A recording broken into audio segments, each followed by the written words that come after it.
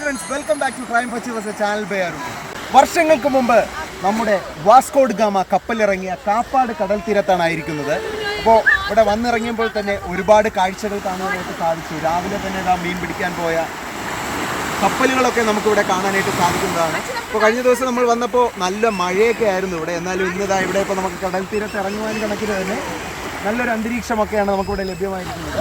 എന്തായാലും മനോഹരമായിട്ടുള്ള ഈ കാഴ്ചകളാണ് നിങ്ങളോടൊപ്പം ഷെയർ ചെയ്യാനായിട്ട് എത്തിയിരിക്കുന്നത്. ബാക്കി കാഴ്ചകളിലേക്ക് നമുക്ക് പോകാം. കേരള ചരിത്രത്തിൽ വളരെ പ്രധാനപ്പെട്ട പങ്ക് വഹിച്ച സ്ഥലമാണ് കോഴിക്കോട്ടെ കാപ്പാട് കടൽ തീരം.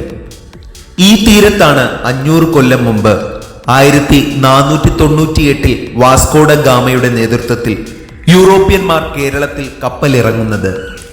ഇതോടെ കേരളമാകെയും മലബാർ തീരം പ്രത്യേകിച്ചും വലിയ മാറ്റങ്ങൾക്ക് വിധേയമായി. കേരളത്തിന്റെ വ്യാപാര വഴികൾ വീണ്ടും വികസിക്കാൻ ഈ കടലോരം നിമിത്തമായി. കാപ്പാടും പരിസര പ്രദേശങ്ങളിലും ചുറ്റിത്തിരിഞ്ഞാൽ അതിന്റെ ചരിത്ര പ്രാധാന്യം അറിയാം. കടൽ തീരത്തുള്ള ചെറുകടകൾ നാടൻ വിഭവങ്ങൾ കൊണ്ട് സമ്പന്നമാണ്. ഈ തീരത്ത് ദേശാടന പക്ഷികളും അപൂർവമല്ല. നമ്മുടെ ചരിത്രത്തിൽ നിർണായക സ്ഥാനം വഹിക്കുന്ന കാപ്പാട് കടൽ തീരം എന്തുകൊണ്ടും താല്പര്യം ഉണർത്തുന്ന ഒരിടമാണ്. കോഴിക്കോട് നിന്നും 35 കിലോമീറ്റർ, അതായത് റെയിൽവേ സ്റ്റേഷനിൽ നിന്നും 35 കിലോമീറ്റർ സഞ്ചരിച്ചു കഴിഞ്ഞാൽ നമുക്ക് കാപ്പാട് കടൽ തീരത്ത് എത്തിച്ചേരുവാൻ സാധിക്കും.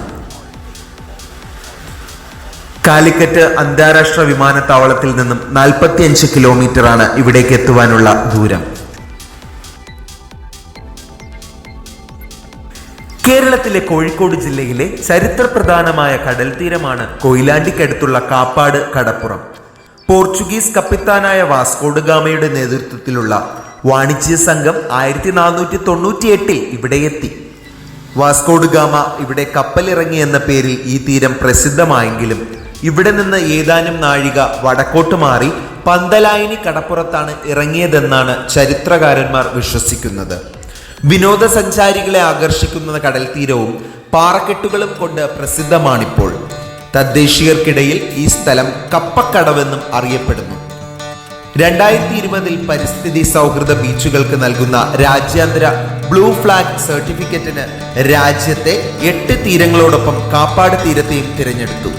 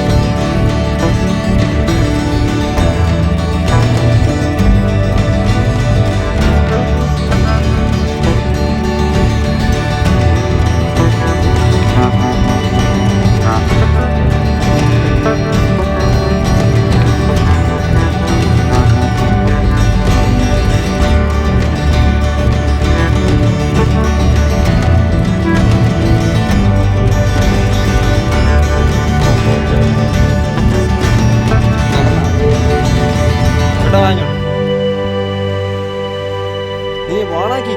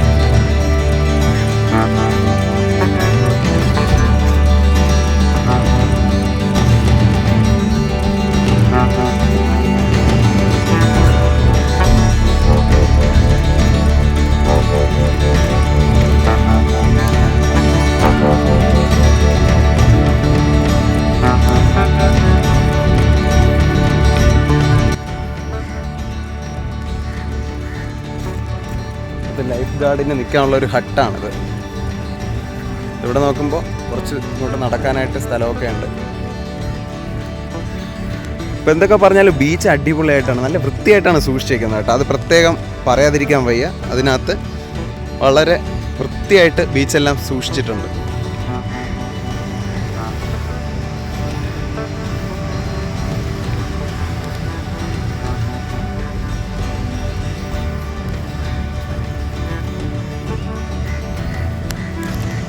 ഇപ്പോൾ നമുക്ക് കോഴിക്കോട് നിന്ന് കിട്ടിയ ശംഖാണ്. അപ്പോൾ നമ്മൾ ദേവനെ പതുക്കെ വെള്ളത്തിലേക്ക് വിടാൻ പോവാണ് കേട്ടോ.